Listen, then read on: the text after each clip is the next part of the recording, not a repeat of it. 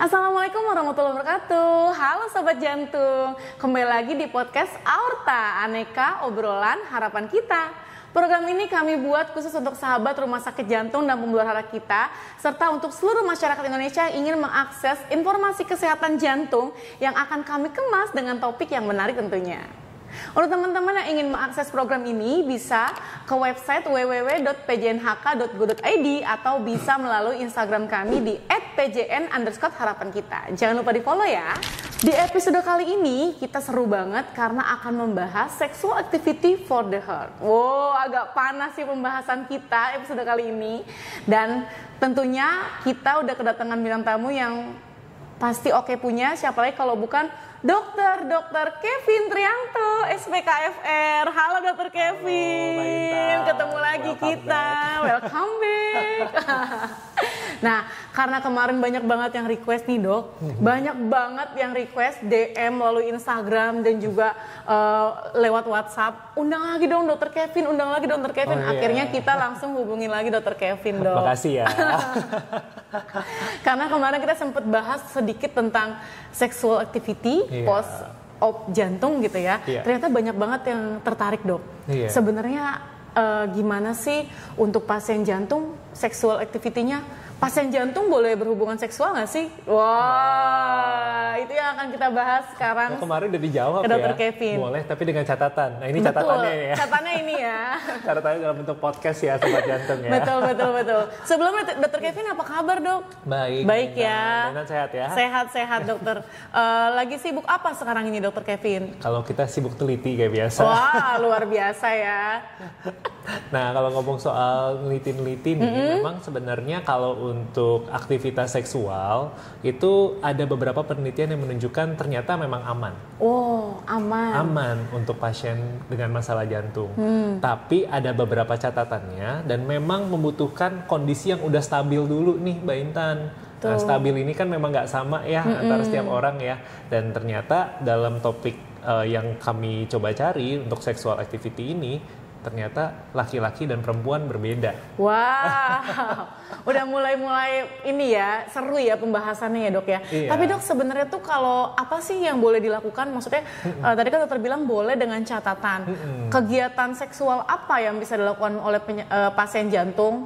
Apa yang nggak boleh gitu dok? Iya, jadi untuk yang pertama yang harus diperhatikan dulu, masalah di kelompok pasien kami ini adalah pasien dengan masalah jantung yang kalau misalnya jantung berdebar terlalu cepat, mungkin akan ada keluhan. Baik dengan nyeri dada, merasa berdebar-debar, cepat lelah, dan memang yang harus yang diizinkan untuk dilakukan secara umum itu adalah aktivitas-aktivitas yang tidak menyebabkan hal tersebut. Ya? Tapi agak susah ya sahabat ya, karena kan susah. Kalau kita melakukan sexual activity mau nggak mau deg-degan, jangan kan itu ya, ngeliatin fotonya Lee Min Ho aja kita kadang-kadang deg-degan gitu ya? Dok. Saya sih enggak ya. Jangan ya dok ya. Nah, terus gimana yang harus dilakukan dok? Nah itu dia, jadi ternyata karena memang dari banyak penelitian itu menyampaikan memang setiap orang itu berbeda-beda. Kalau misalnya kita mau melihat untuk kapan sih kita mulai berdebar-debar dan berdebar-debar yang menjadi keluhan nih. Jadi pasiennya merasa kayak saya kalau misalnya lagi jalan cepet ngerasa berdebar-debar, lalu kadang-kadang bisa ngerasa keblank, hilang sebentar. Nah ini sangat bahaya kalau misalnya kita belum menilai sebelumnya. Ya, jadi harus diperiksa dulu lah intinya. Dan cara pemeriksanya kita bisa melakukan uji latih.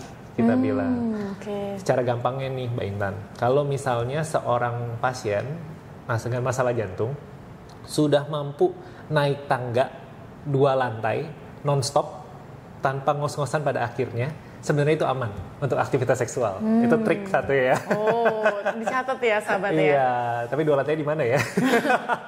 Di mall bisa, di mall ya. Bisa. Atau kalau lagi ke rumah sakit coba mungkin jangan naik lift, kita coba naik tangga gitu ya. Betul, itu sesuatu yang dari zaman dulu disampaikan itu cukup representatif, representatif. Sebenarnya kalau kita lihat lagi ada satu uji yang mudah untuk dilakukan, tapi memang harus dilakukan dalam supervisi tim medis ya. Itu adalah uji jalan 6 menit. Nah, uji jalan 6 menit ini kita meminta pasien untuk berjalan sejauh mungkin dalam waktu 6 menit. Dan kalau misalnya pasien tersebut mampu berjalan di atas 400 atau bahkan di atas 500 meter, kemungkinan besar untuk aktivitas sehari-hari dia udah aman. Oke. Dan naik tangga harusnya nggak capek. Kalau misalnya dia udah bisa di atas 450 meter ya.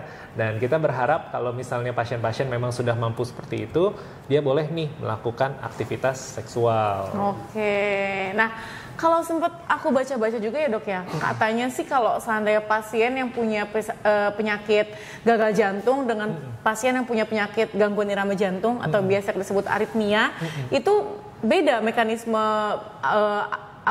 sexual activity-nya dok? Atau seperti apa dok? Nah, intinya yang tadi saya sampaikan, yang membuat seorang pasien berdebar-debar, itu ada aktivitas, kita sebutnya aktivitas simpatis. Oke. Ya, nah jadi kalau misalnya kita kayak mau presentasi, itu kan ada debar-debar ya, gitu deg-degan.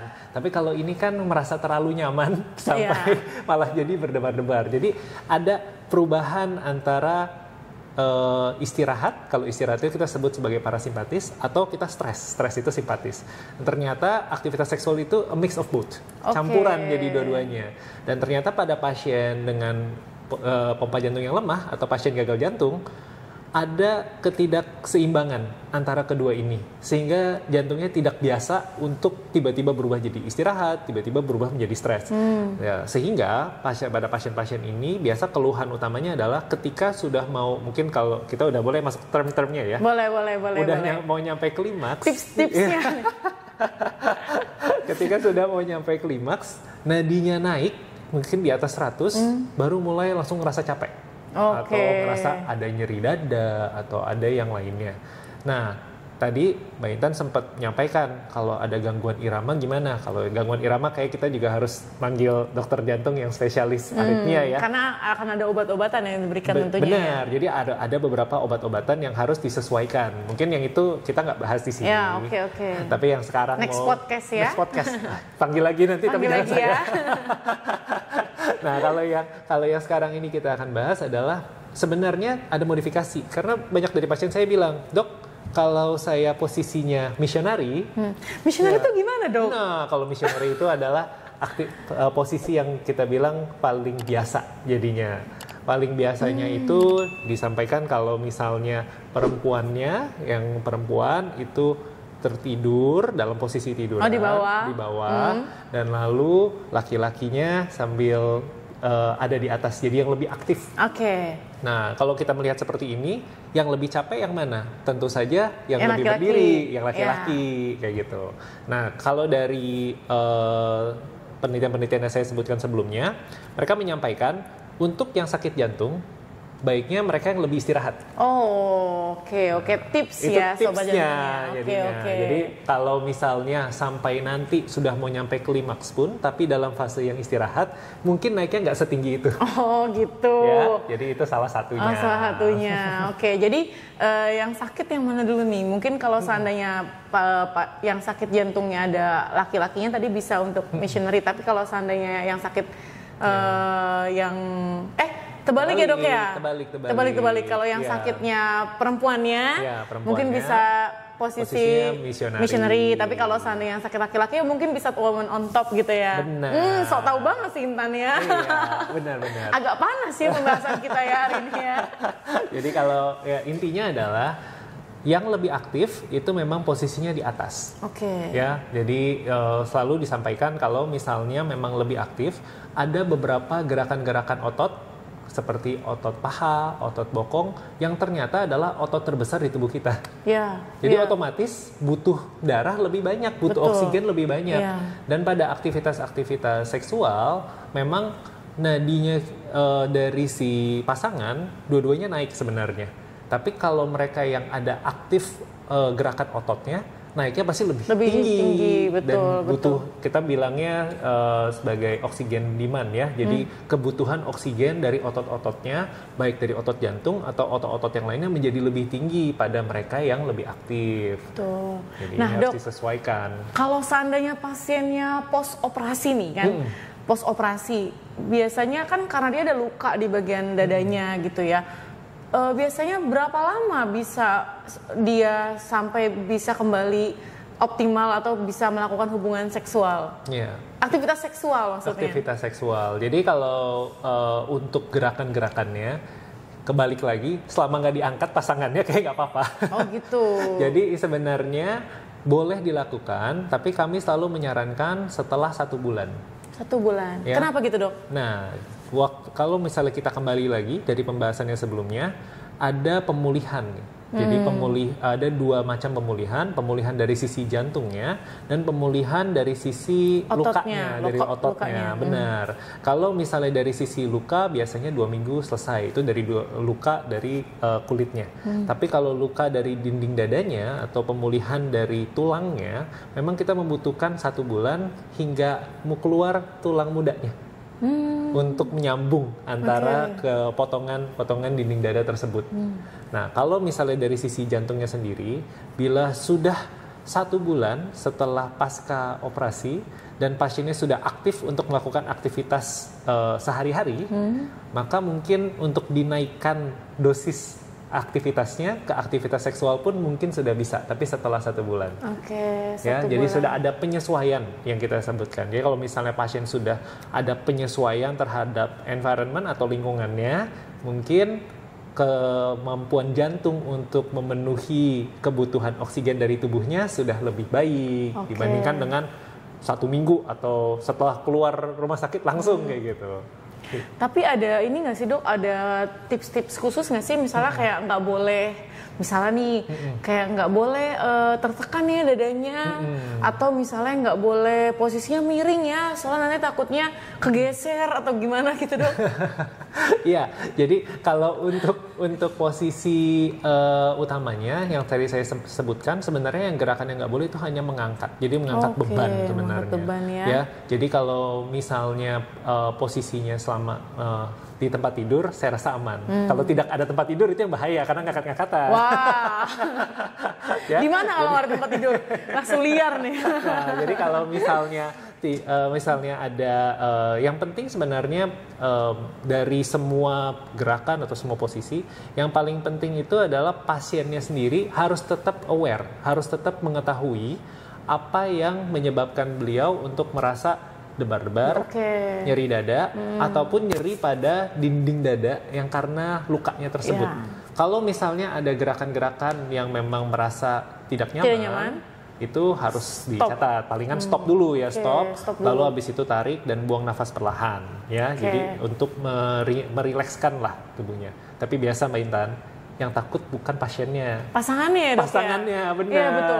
Karena parno gitu ya, kayak parno ya sobat ya, kayak pas kita lihat, aduh gimana nih gitu, kayak takut terjadi sesuatu sama pasangannya gitu. Karena kan memang itu sangat traumatik ya kalau misalnya pasangan hidupnya ternyata sakit jantung. Ya, udah sakit jantung aja itu udah menakutkan kayak gitu. Ada penyesuaian mulai dari diet, mulai dari aktivitas fisik, untuk pergi-pergi keluar jangan sendiri, harus ada yang nemenin. Apalagi sekarang aktivitas seksual. Kalau aktivitas seksual hanya berdua tuh si pasangan, nggak ada suster yang ngejagain atau yang lainnya, sehingga si pasangan ini bisa menjadi lebih stres. Nah, ini memang kalau misalnya konsul ke dokter, baiknya pasangannya datang juga, jadi sehingga biar bisa langsung sama-sama bisa tenang, bisa tanya gitu ya, Dok ya, karena penting banget. Dengan informasi yang cukup baik, saya rasa untuk setiap pasien ya, karena kan saya sampaikan memang setiap pasien itu berbeda. Tapi kalau misalnya nanti dalam sesi konsultasi, biasanya kalau pasien ada juga yang konsultasi ke saya, posisinya yang mana sih, Dok? Saya biasanya ini dengan pasangan saya, dan itu pasangannya datang. Jadi saya langsung menanyakan memang yang sudah dicoba yang mana, apakah bisa dimodifikasi. Itu ada beberapa gerakan-gerakan otot yang tadi saya sampaikan sebelumnya yang paling menggunakan banyak energi itu adalah otot paha dan otot bokong, dan itu bisa dimodifikasi sebenarnya. Ya, jadi ada gerakan-gerakan itu. Bahkan kita bisa ngasih latihan di luar seksualnya ya. Latihan di luar aktivitas seksualnya untuk menguatkan otot-otot itu dulu. Jadi kita siapin jadinya untuk itu. Berarti Dr. Kevin ini konsultan segala kondisi ya, sobat ya. Bisa jadi disesuaikan. Sobat butuh apa bisa kita sediakan. Luar biasa Dr. Kevin ya.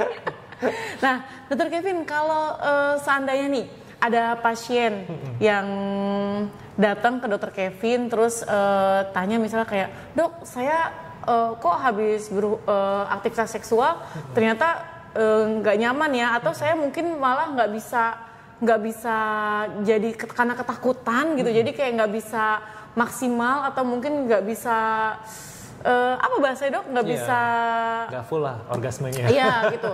Nah, ada nggak yang kayak gitu dok, misalnya nanya ke dokter gitu? Ada, jadi karena pasiennya sudah ketakutan duluan sebelum melakukan aktivitas. Tapi kalau saya kutip dari guru saya dulu, waktu saya pendidikan, namanya Dr. Herdiman, spesial kedokteran fisik dan rehabilitasi, beliau menyampaikan untuk orgasme tercapai, itu bahkan nggak butuh aktivitas loh. Wah. It's all about the brain. Jadi semuanya tergantung dari otak pikiran kita sendiri, dari pikiran. Jadi sehingga bila sobat jantung memang ada pikiran karena takut untuk bergerak, takut untuk aktivitas seksual, sudah pasti untuk mencapai orgasme itu lebih sulit. Betul. Makanya kita bikin podcast ini ya. Iya. Supaya nggak takut lagi ya. Supaya nggak takut lagi, dan menurut saya supaya berani bertanya. Iya, karena betul. hal ini banyak dianggap sebagai tabu ya. Iya. Di banyak culture ya. Jadi banyak budaya menyampaikan, wah ini kita nggak boleh ngomong ini. Tapi kalau secara kesehatan itu sebaiknya didiskusikan. Betul, karena kan aktivitas seksual itu salah satu kebutuhan dasar manusia sebenarnya dok ya. Jadi memang untuk bahkan pasien pun yang punya penyakit jantung ataupun yang setelah operasi jantung tetap harus mendapatkan itu gitu. Iya benar. Betul. Dan ya semoga kalau misalnya informasinya sudah tersampaikan dan memang solusinya sudah didapatkan, yang harus dilakukan adalah harus berlatih memang. Ya, jadi memang kalau untuk memulai sesuatu yang baru setelah serangan jantung atau misalnya setelah operasi, banyak penyesuaian, termasuk penyesuaian dari aktivitas seksualnya ini. Mungkin biasanya lebih sering, sekarang harus dikurangi, dan lalu ada beberapa gerakan-gerakan yang dulu dilakukan, sekarang nggak bisa, harus ada penyesuaian tersebut.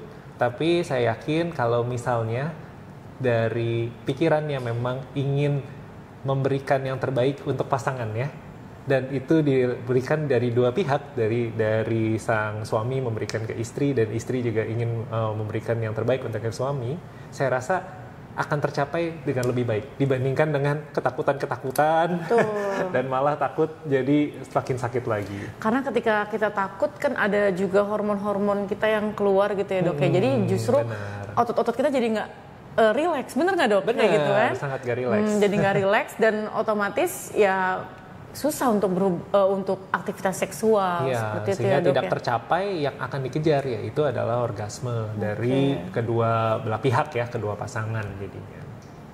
Seperti itu. Oke dokter Kevin, satu pertanyaan terakhir dok. Kalau seandainya nih ada pasien yang ingin melakukan aktivitas seksual untuk menyenangkan pasangannya gitu ya, tapi dia belum mampu nih dok sebenarnya secara dari segi otot jantungnya atau dari segi otot tadi sternumnya, atau mungkin dia masih ngerasa suka deg-deg kalau berdebar, suka dari masih sakit, apa yang dia bisa lakukan dok? Baik, jadi kalau misalnya kita dengar barusan dari Mbak Intan menyampaikan banyak yang belum siap nih jadinya. Tapi kalau misalnya kita lihat sebenarnya pasien ini juga hanya ingin memberikan kenyamanan untuk pasangannya dan juga ingin merasa nyaman. Betul. Nah sebenarnya aktivitas seksualnya itu seperti yang saya sampaikan sebelumnya, it's not about the activity, it's about the brain. Jadi kita bisa mulai dengan aktivitas foreplay dulu. Jadi hanya seperti memeluk, mencium, dan kalau misalnya ini dilakukan, mungkin nadinya akan mulai naik tuh, jadinya nadi dari si pasiennya. Tapi harus disesuaikan. Kalau misalnya si pasiennya sudah merasa tidak nyaman, itu harus di stop. Tapi biasanya sih kalau untuk aktivitas yang seperti ini kurang lebih ini masih cukup aman. Nah, tapi kalau mungkin saya boleh saran, jangan harus mengejar orgasme di saat awal. Ini sama seperti kita mau targetnya ke maraton, tapi kita mau maraton tanpa pakai latihan. Jadi dari awal mau langsung maraton seperti itu. Nah, hal ini mungkin tidak bisa dicapai pada saat awal. Start low, go slow, tapi konsisten. Start low, go slow, tapi konsisten. Ya. Kita pasti akan nyampai ke sana. Jadi semua pasien pasti bisa akan mencapai target yang diharapkan sebelumnya, tapi memang butuh konsisten dari pasien ataupun keluarganya. Bisa episode ini pasangannya. Betul. Tapi kan kalau foreplay doang mungkin gimana ya dok? Maksudnya masih belum ya? Daripada ya mungkin ada pikiran-pikiran daripada pasangan kita selingkuh atau apa. Wah kalau aku misalnya nih kalau aku jadi punya penyakit jantung gitu ya, pasti kan ada kekhawatiran. Wah aku nggak bisa kasarnya tidak bisa memberikan kenyamanan kepada suami dan lain-lain. Nanti suami aku selingkuh dan lain-lain seperti itu dok. Iya. Nah ini apakah ada tips dari dokter Kevin supaya menghindari hal-hal tersebut dan kekhawatiran itu dok gitu? Iya. Jadi yang pertama sih yang penting tadi saya menyampaikan si pasien ini harus mengetahui dulu kondisi dari tubuhnya. Kalau misalnya memang kondisi tubuhnya masih belum stabil, apalagi sama pasangannya sendiri masih debar-debar, sudah pasti kalau dia keluar dan melakukan hal-hal yang tidak seharusnya lebih debar-debar lagi. Karena mungkin saya bisa menyampaikan dikit Mbak Intan, banyak serangan jantung terjadi ketika seorang pasien jantung selingkuh dengan orang lain. Wow. Dan itu memang sudah terbukti karena nadi dari jantungnya itu lebih tinggi dibandingkan dengan pasangan sendiri. Jadi itu yang saya sampaikan. Karena mungkin bercampur rasa panik, bercampur rasa takut gitu mungkin ya dok ya. Selain itu di tempat yang nggak biasa. Jadi kalau misalnya tempatnya bukan di rumah, bukan dengan pasangannya, itu akan menjadi jauh lebih bahaya untuk seorang pasien dibandingkan dengan keluarganya, jadi dengan pasangannya. Jadi memang saran saya jangan cari pasangan lain karena karena kalau misalnya kita menyayangi keluarga kita dan ingin hidup lebih panjang untuk keluarga kita dan keluarga besar kita juga, sayangilah diri sendiri dengan menyayangi pasangan Anda. Betul banget. Nah terakhir nih Dr. Kevin, mungkin ada saran ataupun tips untuk teman-teman sobat jantung yang memiliki masalah penyakit jantung tapi masih takut untuk bisa melakukan aktivitas seksual. Ya, jadi yang tadi saya sampaikan, start low, go slow but consistent. Jadi percayalah bahwa kita akan mencapai target di sana untuk bisa melakukan aktivitas seksual dengan pasangan kita. Tapi kalau saat ini belum, tetap percaya, bersabar, dan jangan lupa untuk dikomunikasikan dengan dokter sehingga kita bisa memberikan tips yang tepat. Oke, jadi jangan malu untuk bertanya dan juga tetap percaya dengan pasangan Anda karena saya yakin masalahnya bukan hanya pada Anda tapi pada pasangan Anda juga kalau misalnya dua-duanya saling takut. Jadi tetaplah percaya dan tetap berobat. Oke, wah luar biasa pembahasan kita pada episode kali ini Sobat Jantung. Untuk Sobat Jantung yang ingin bertanya sekitar masalah kesehatan jantung bisa langsung hubungi WhatsApp ataupun nomor telepon yang ada di bawah ini ya. Baik, terima kasih Dr. Kevin untuk waktunya dan pembahasannya. Seru banget ya. Nanti kapan-kapan jangan kapok ya. Kita akan undang terus Dr. Kevin untuk memberikan tips dan trik tentang kesehatan. Oke, kalau gitu Sobat Jantung, terima kasih sudah nonton Aorta. Sampai ketemu di podcast Aorta selanjutnya. Salam sehat selalu. Bye-bye.